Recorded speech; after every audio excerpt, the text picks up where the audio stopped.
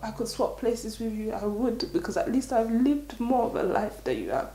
Living 15 years is not a life at all. Yeah.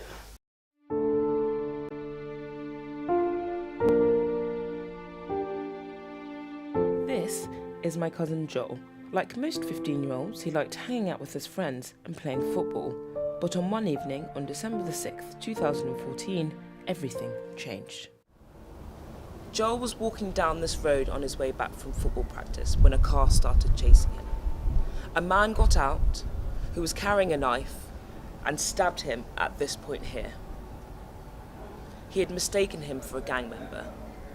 Joel stumbled and collapsed, and he later died in hospital. It's like someone taking half of you away, because I don't know, it's just something that you can't explain, and you blame yourself even more because you think you're meant to be an older sibling, and if your sibling has a problem, they're meant to come and talk to you. So you're like, maybe like I wasn't there enough for him, or I don't know, like maybe I didn't go the extra mile. The siblings and close friends of victims rarely share their story, so I decided to find out how others have been affected. Sadly, my cousin isn't the only victim of knife crime. In London alone, 173 young people have been killed as a result of youth violence in the last 10 years. Over 110 of those were stabbed. Nobody's trying to be a gang member. No one's trying to be a gangster. No one's coming out here and thinking, you know what, next year I'm going to try and shed something's blood. Here at Whitehall, friends and family have come to remember the young people lost to youth violence in the first ever annual Minute of Silence. In terms of the loss with CJ, Tommy, I mean, you have to change the way you look at it. I call it turning pain to positivity. So obviously they're gone. That's the reality of it. They're not here no more. So what do you do to keep their memory alive? So it's like you build a legacy. So with CJ, we've got the foundation, with Tommy, and you do all these events, things like this. I decided to find out more about how young people can react to loss from the national charity Child Bereavement UK. Some people will be very loss orientated, weeping uncontrollably, very shut down, not able to leave the house, not wanting to go out, not able to see people. Other people actually, in response to the enormous horror of that situation, actually respond in another extreme and actually want to do things to make a difference, want to be the person that organises things, who wants to know exactly what happened, finding out information, trying to make a difference for others in the future. So those kind of restorative behaviours. What we know with children is that actually children need to be able to do both. They need to be allowed to experience the pain and the upset of the loss, and they need to be allowed to do new things, be part of what's going on and think about the future. Actually, if children are given the right support, they will be able to move between those two behaviours. Because my protector's not here, I have to protect myself. So if I act like this vulnerable little girl, then people are just going to take advantage of me. Chanel Wallace was just 12 when her brother Daniel was fatally stabbed.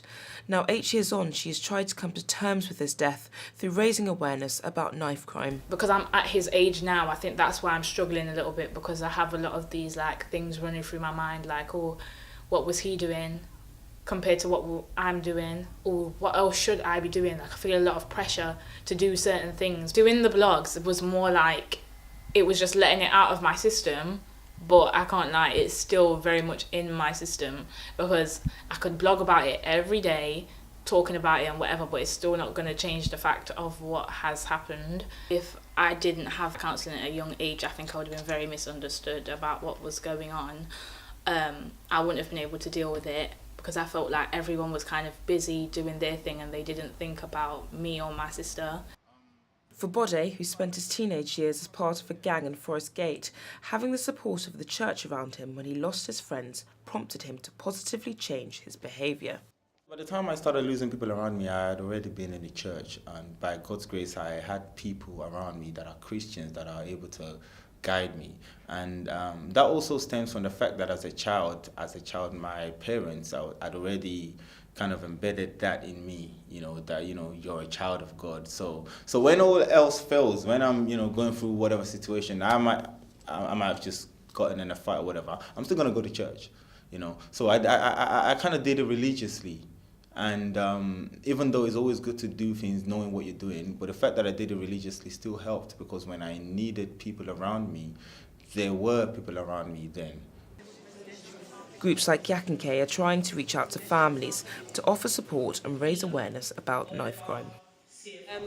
I know a lot of families are going through so much, and nobody actually takes time to listen to them and find out what they want to do. What I would like to happen pretty soon is for us all to come together with all our different expertise and then decide, you be in charge of fundraising, you be in charge of mentoring, you be in charge of business workshops. So we just all work together to help, because there's a lot going on, but everyone's just doing things separately.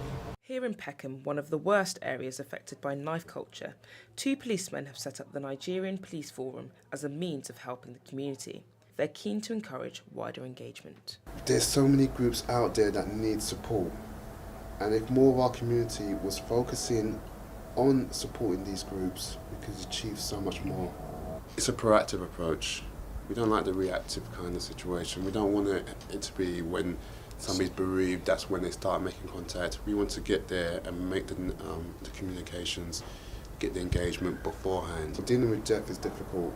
To even think when you're being robbed, the injustice of having your sibling, your son, your daughter, your auntie, your uncle, whoever, taken away from you in such a way, it's a double blow. Nothing can bring back my cousin and Fumi's brother, but it's important that young people get the support that they need during bereavement.